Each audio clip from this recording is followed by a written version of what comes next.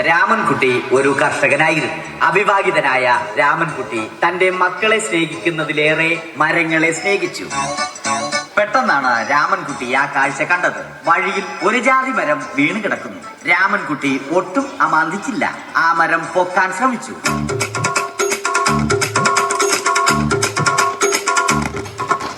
നടക്കുന്നില്ല. പിന്നെയും പിന്നെയും പൊക്കാൻ ശ്രമിച്ചു.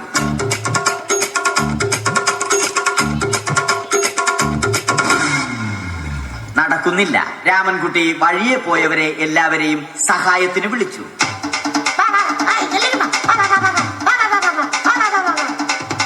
ആരും വന്നില്ല. അവസാനം കുടുംബശ്രീ യൂണിറ്റിൽ തൊഴിലുറപ്പിന് പോകുന്ന പെണ്ണുങ്ങളെ സഹായത്തിന് വിളിച്ചു.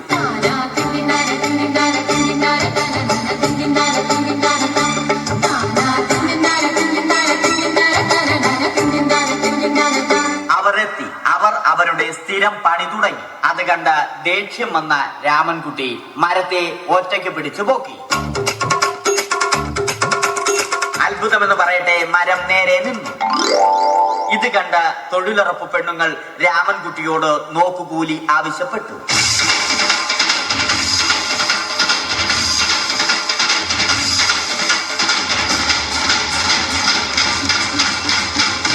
പോക്കറ്റില്ലാത്ത ബനിയൻ ധരിച്ച രാമൻകുട്ടിയുടെ പോക്കറ്റ് വരെ കീറിയിട്ടാണ് പെണ്ണുങ്ങൾ പോയത്.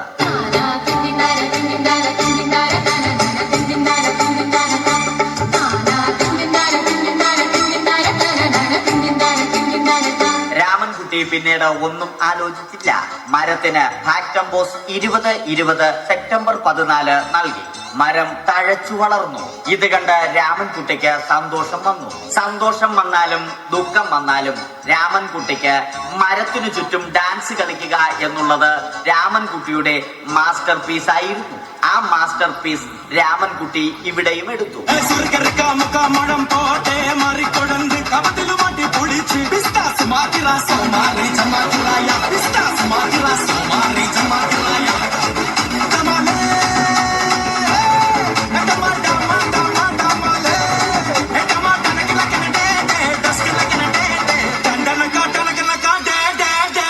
രാമൻകുട്ടി ദൈവത്തോടായി പ്രാർത്ഥിച്ചു. നിങ്ങൾ എനിക്ക് ആയുസ്സും ആരോഗ്യവും തരൂ. ഞാൻ മരങ്ങളെ സംരക്ഷിച്ചു കൊള്ളാം. കാരണം മരം ഒരു വരമാണ്. അവന്റെ പ്രാർത്ഥന ദൈവം കേട്ടു. ആ മാവിൽ നിന്നും വീണ തേങ്ങ രാമൻകുട്ടി മോങ്ങാതെ ഇരുന്നു തിന്നു. അപ്പോഴാണ് രാമൻകുട്ടി മറ്റൊരു കാഴ്ച കണ്ടത്. രാഘവൻ വരുന്നു.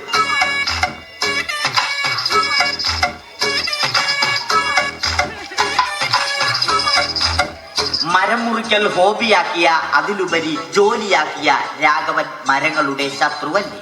മരങ്ങൾ മുറിച്ച് ഫർണിച്ചർ പണിയുന്നത് തെറ്റല്ലേ. അവനെ ഇതിൽ നിന്നും പിന്തിരിപ്പിക്കണം. അവർ തമ്മിൽ ഒന്നും രണ്ടും പറഞ്ഞു. സംസാരം മൂത്ത് വാക്കേറ്റമായി. അത് പിന്നെ അടിയിൽ കലാശിച്ചു.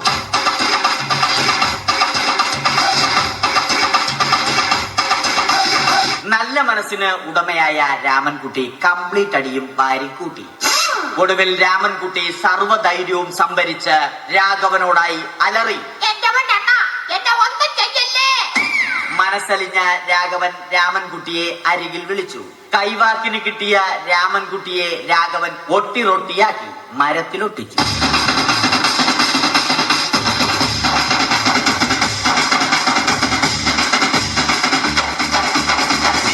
ഇന്നത്തെ പണി കഴിഞ്ഞ രാഘവൻ സംതൃപ്തിയോടെ വീട്ടിലേക്ക് മടങ്ങി. തനിക്ക് തല്ല് കിട്ടിയാലും മരത്തെ രക്ഷിക്കാൻ പറ്റിയ സന്തോഷത്താൽ രാമൻകുട്ടി മരത്തെ കെട്ടിപ്പിടിച്ച് പൊട്ടി പൊട്ടി കരഞ്ഞു.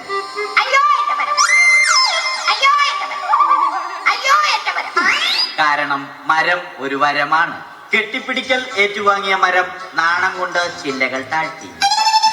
മരത്തെ രക്ഷിച്ച ക്ഷീണത്തിൽ രാമൻകുട്ടി മരച്ചുവട്ടിലിരുന്ന് ഉറങ്ങിപ്പോയി. പെട്ടെന്നാണ് അത് സംഭവിച്ചത്. പ്രകൃതി അതിന്റെ തനിക്കോണം കാണിച്ചു തുടങ്ങി. മഴയും കാറ്റും ഇടിയും വന്നു. അതോടൊപ്പം കോളും വന്നു.